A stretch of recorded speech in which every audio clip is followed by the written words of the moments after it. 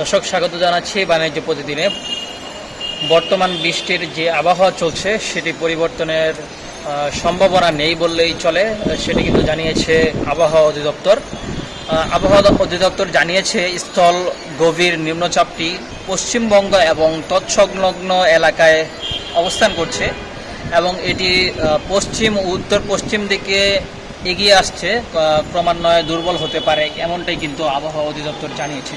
এছাড়া মৌসুমি বায়ুর অক্ষের বর্ধিতাংশ পাঞ্জাব, হরিয়ানা, উত্তরপ্রদেশ, বিহার এবং গভীর স্থল নিম্নচাপের কেন্দ্রস্থল ও বাংলাদেশের মধ্যাঞ্চল হয়ে আসাম পর্যন্ত বিস্তৃত রয়েছে।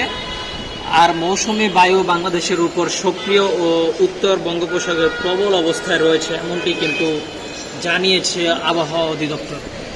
দর্শক, আপনাদের যদি একটু আগে জানিয়ে রাখতে চাই যে গতকালকে এবং আজকে সকাল থেকে সারা দিন কিন্তু ঢাকা শহর, ঢাকার বাইরে এলাকার সকল স্থানে কিন্তু বৃষ্টিপাত হয়েছে।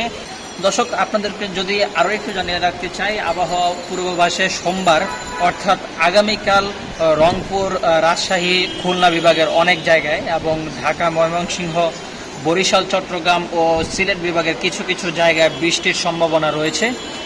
যেমনটি আজকে এখন কিন্তু প্রায় 3টা পার হয়ে গেছে, কিন্তু এখনও কিন্তু বৃষ্টি কমার কোনো সম্ভাবনাই নেই।